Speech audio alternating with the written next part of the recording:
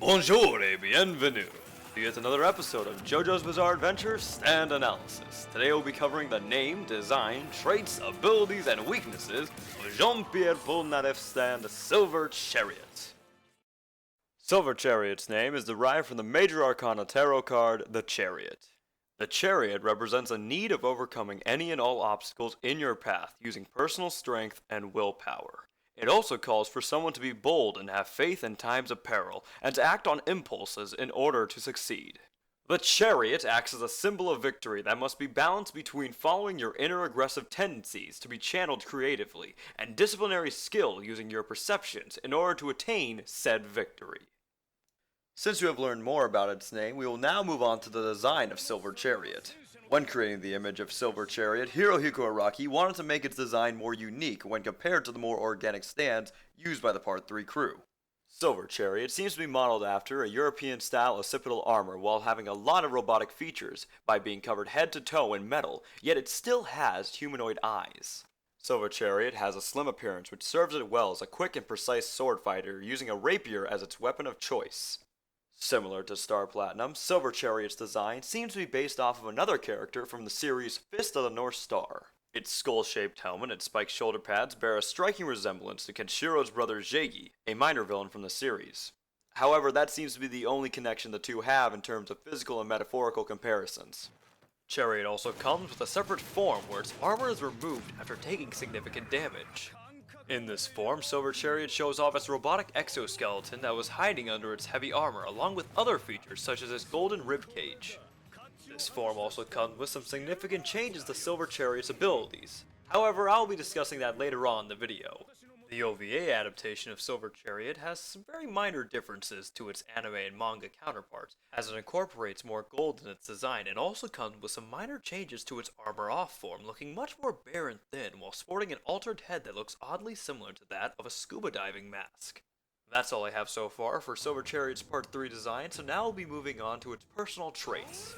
Silver Chariot never expresses any personal feelings of its own throughout the series and acts more as an extension of Polnareff himself.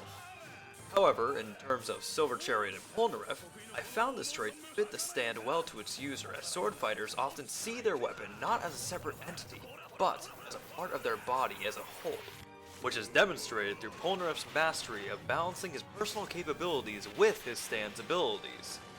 Speaking of abilities, let's now move on to my favorite part of the video, the abilities of Silver Chariot. In its normal form, Silver Chariot boasts extreme speed and precision while using a French-influenced fencing style as its main method of attack. Though it has never been stated directly, some have speculated that Polnareff uses the French quasi-fighting style, or cross in English. Also part of my French. It is not a particularly strong stand itself and has most of its strength in its rapier, which can easily cut through stone and skulls like a knife against butter. Silver Chariot's range has been contested throughout the series. Though it has been listed as having a C range, it has been shown to cover somewhat long distances, up to about 10 meters, and its sword also provides a wider range of attack, along with its hidden ability. Silver Chariot comes equipped with the ability to shoot his blade outward like a bullet that can ricochet and strike opponents for a surprise blow. The downside to this ability is that Polnareff must retrieve the blade in order to fight again, leaving him powerless in the meantime.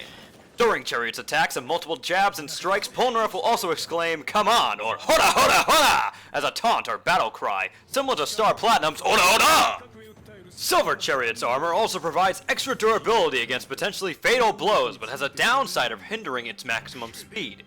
In its armor-off form, Silver Chariot becomes so immensely fast that it produces simultaneous after images of itself because it is moving faster than any human could possibly comprehend. Polnareff even states that because it's moving so fast, it is technically in every single space it is in at once, and so whenever an individual tries to attack Silver Chariot, it will only be hitting an afterimage because it's so quick to dodge.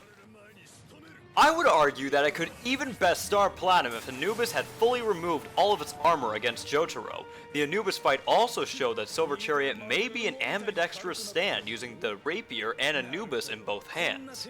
Of course, one must bear in mind that there is a trade-off to having the no armor for Silver Chariot, as it loses the durability it previously had with the armor on its body, making it easily susceptible to any form of attack if someone were to hit it. And the precision of Silver Chariot is also something to marvel at, with its exact strikes that could sever through fire and gold coins with perfect accuracy and timing.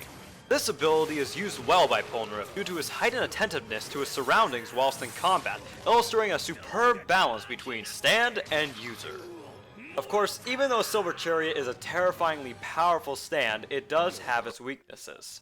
The first glaring weakness for the stand is Polnareff's inability to see through the eyes of Silver Chariot like other stand users can. One solution some people came up with to solve this discrepancy was that Silver Chariot's armor obstructed its view. There are two instances where this has served as a hindrance to Polnareff, with the first being the Ebony Devil fight, and the second one being the Lovers fight, where Polnareff could only see through Hermit Purple's psychic TV projection. Another disability of Silver Chariot is its lack of strength without its rapier. Silver Chariot is a frail stand that can't accomplish much, like when it lost its sword during the second Anubis fight, and its inability to drag Polnareff in the Vanilla Ice fight. So one of the best ways to hard counter the user is to be able to have something that can separate the sword from Silver Chariot. I honestly believe one of the best stands that could accomplish this would be Illuzo's Man in the Mirror stand from Part 5, which could serve as a great hard counter because of the fact that Polnareff can't see with Silver Chariot, making it a very difficult stand to counter.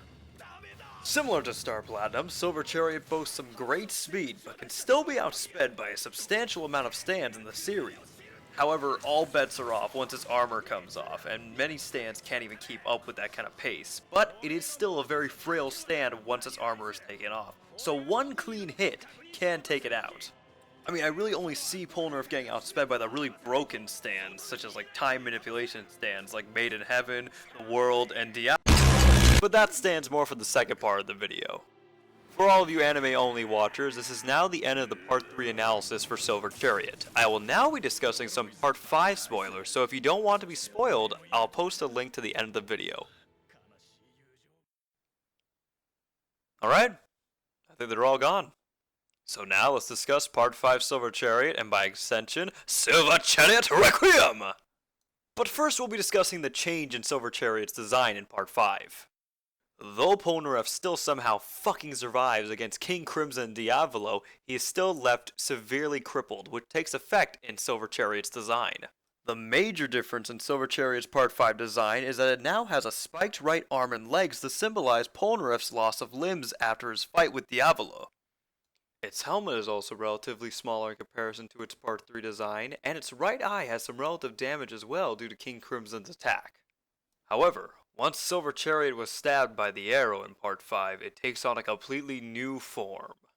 These new forms are dubbed as Requiem stands, and only Silver Chariot and Gold Experience have bared the title. Silver Chariot Requiem's name and design are both speculated to be based on the infamous myth surrounding Wolfgang Amadeus Mozart's unfinished Requiem. The story goes that in Mozart's dying days, he was visited by an unknown and ominous commissioner dressed in pitch black and resembling that of Death himself, who commanded the composer to create a requiem for him, which Mozart worked on tirelessly until his death, leaving the piece unfinished and the identity of the commissioner a mystery to this day. Silver Chariot Requiem's design is said to be influenced by this mysterious man resembling Death, as it too is dressed in pitch black clothing, which also bears a resemblance to a 17th century French musketeer outfit as well. It sports a slouch hat, ringed shoulder pads, a unique belt, and braces on its ankles. Silver Chariot Requiem is seen as a transition from the robotic occidental armor of Silver Chariot to a more humanoid and androgynous shape, with an expressionless face and a large empty eye, representing where it was struck by King Crimson and the arrow. Silver Chariot Requiem doesn't have an expressive personality and acts as an unfeeling, unthinking creature. However, it does utter a cawing sound in certain situations, such as when it successfully retains the arrow and when it is defeated. Silver Chariot Requiem was born after Polnareff's death as an uncontrollable apparition that took on a physical form which can be seen by non-stand users as well as stand users. Its main objective is to protect the arrow at all costs, which was an effect of Polnareff's own determination to keep the arrow out of the clutches of Diavolo, which causes Requiem to be born. It also has a desire to replace the souls of creatures with others nearby, only to transform them into something grotesque. The reason for this is unknown. What is known, however, is Silver Chariot Requiem's personal determination to keep the arrow safe at all costs, and it does so by using its wider range of abilities to its advantage. Silver Chariot Requiem, having lost its previous form Sword, does not have any physical means of combat and instead opts for the use of manipulation of its environment. One form of said manipulation is its main ability to transfer the living soul of any creature with another, like Bruno with Diavolo and Polnareff with Coco Jumbo. When activated, all creatures in range will be put to sleep and will awaken to find their body switched with another. If a person is killed in their new host body, the soul will die and the original soul may opt to return to the body if it's still habitable. However, if some time has passed following the activation of the ability, the altered soul and body will begin to transform into something new and horrifying and can only be reversed after the defeat of Silver Chariot Requiem. The ability seems to have a very large range and apparently covers all of Rome.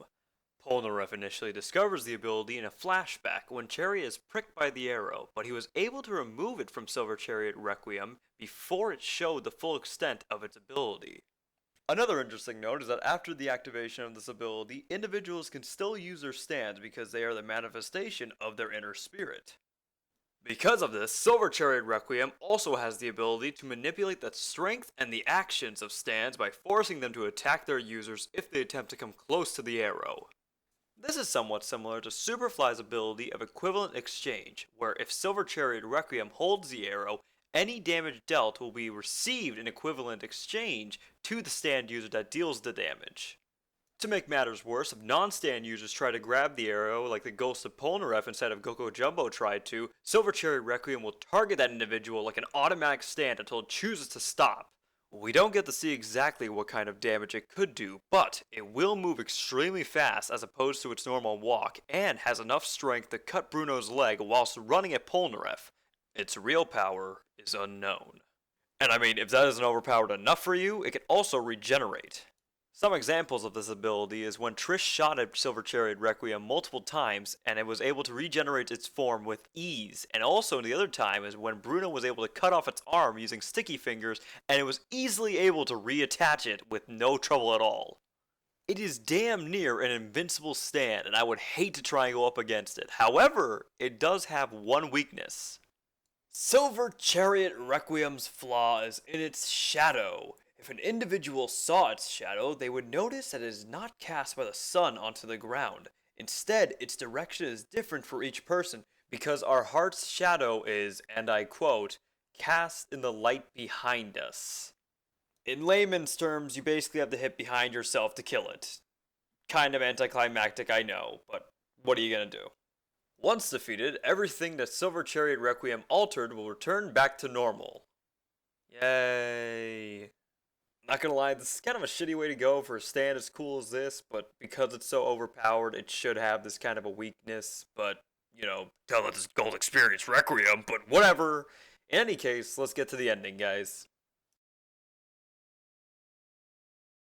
And that's the end of my Silver Chariot stand analysis video. If you guys liked the video, please like and subscribe, and if I missed anything, please comment about it in the comment section below.